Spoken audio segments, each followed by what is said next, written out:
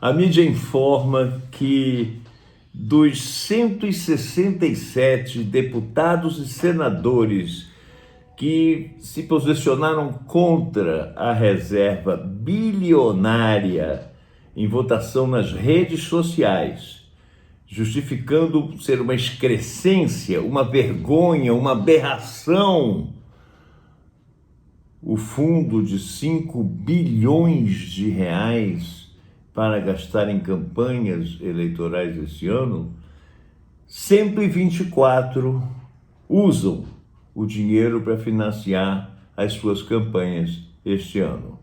Dos 167, 124 são hipócritas, mentirosos, fariseus. São simplesmente duas caras, pessoas que dizem uma coisa de público e no fundo dizem outra coisa.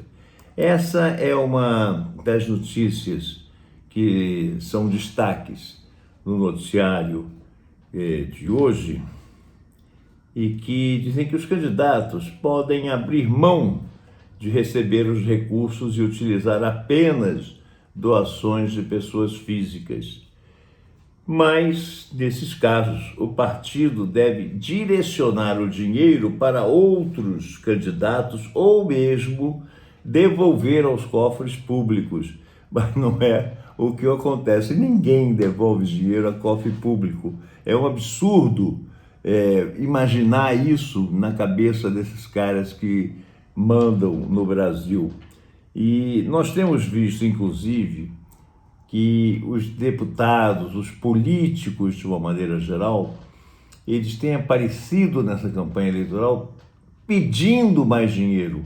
Ao contrário de devolver ou ao contrário de utilizar apenas aquele dinheiro que foi destinado, que já é muito, o Valdemar Costa Neto, por exemplo, do presidente do Partido Liberal, cujo partido abriga a candidatura do presidente Bolsonaro à reeleição, ele está pedindo doação nas redes sociais, fazendo reuniões, pedindo doações e doações vultosas. Ele diz que não conseguiu, gastou muito dinheiro, mas não consegue atender a todos os candidatos. A deputados federais, a senadores, a deputados estaduais, deputados distritais, no caso do Distrito Federal. Em resumo, não consegue atender a todo mundo que pede dinheiro a ele. Isso apesar de ter utilizado o dinheiro do fundo partidário para as eleições e de dizer também que a candidatura do presidente Jair Bolsonaro, a campanha do presidente Jair Bolsonaro, gasta no máximo 10 milhões de reais, não é tão cara assim, claro. Se nós levarmos em consideração que Jair Bolsonaro tem utilizado a máquina administrativa com fins políticos, aliás, não só a máquina administrativa, como também o próprio calendário do país, o calendário cívico nacional, ele tem utilizado para fins políticos, eleitoreiros. Nós temos visto, inclusive, vimos agora, recentemente, o 7 de setembro, em que ele usou e abusou da data como um palanque de campanha para ele, uma oportunidade de montar palanques para expor a sua proposta de desgoverno para um segundo mandato. O fato que eu quero chamar a atenção aqui é que o Major Vitor Hugo, que é do PL de Goiás, que foi líder do governo na Câmara, o senador Rodrigo Cunha,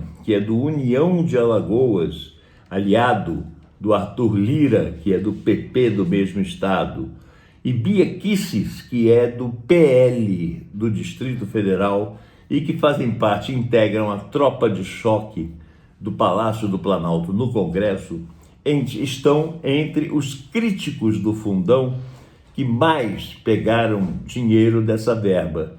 Vitor Hugo e Rodrigo Cunha têm em comum a candidatura ao governo do Estado, a governos de Estado, né? Então isso é mais um sinal de que como é que o cara diz, não, mas na hora de uma excrescência, isso é uma aberração, isso é um absurdo. mas daí adiante, logo adiante, ele vai... Cadê minha parte aqui que eu quero fazer? A imprensa, através do jornal Estado de São Paulo, fez um levantamento entre 117 deputados e 7 senadores que votaram contra o fundão de 5 bilhões e que aceitaram receber 188 milhões de reais para gastar na eleição. A lista também é reforçada por estrelas de um campo e outro da política, como os deputados Carla Zambelli, do PL, sempre o PL, de São Paulo, André Janones, do Avante, de Minas Gerais, Eduardo Bolsonaro, também do PL, de São Paulo. Candidatos a um novo mandato na Câmara, eles recorreram a valores menos expressivos, mas recorreram. Isso é uma recorrência na política brasileira que data desde sempre, desde que existe política no Brasil, é assim que ela funciona. Os políticos são todos fisiológicos, eles são todos venais, eles não são políticos no sentido mais puro do exercício da política. Eles não estão muito preocupados com você ou comigo, eles estão preocupados com o bolso deles e com o futuro deles. E assim tem sido desde sempre, mesmo antes de haver Câmara Representativa, mesmo antes do Império. Aliás, no Brasil, desde a colônia, o Brasil tem sido a terra dos aproveitadores, a terra de quem era amigo dos poderosos. É por isso que o Brasil é a terra do patrimonialismo. Você é nomeado presidente de um instituto ou de uma fundação do governo, imediatamente você afasta as pessoas que você quer afastar, que você não vai com a cara, e bota as pessoas que você quer no lugar, e você começa a administrar aquilo ali como se fosse um puxadinho da sua casa, uma empresa sua, uma coisa que você administra da maneira que você achar mais bonito e melhor.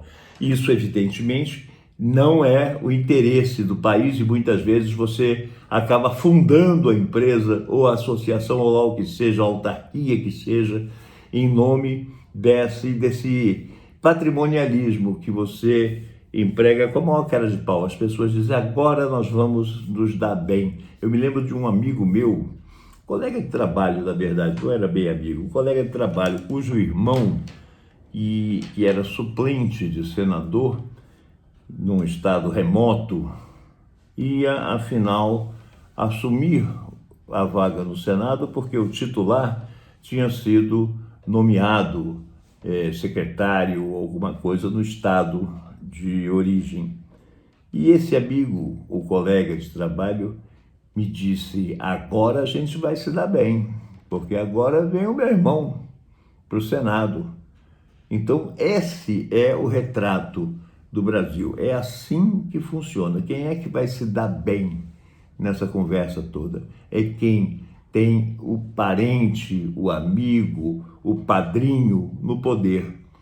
E com isso a gente vai lutando dessa forma que a gente está vendo. Talvez também tenha a ver isso com o fato de não se interessarem muito pelas denúncias que envolvem a família Bolsonaro, os irmãos, os 4 irmãos, e mais as ex-mulheres, o harém do presidente Jair Bolsonaro, imbrochável. As pessoas não têm muito interesse porque acham, no fundo, no íntimo, que é isso mesmo, que elas têm que se aproveitar desse momento e tirar o máximo que puder para fazer o seu pé de meia e garantir o seu futuro. Enquanto a gente pensar assim, nós vamos mal das pernas. Um abraço.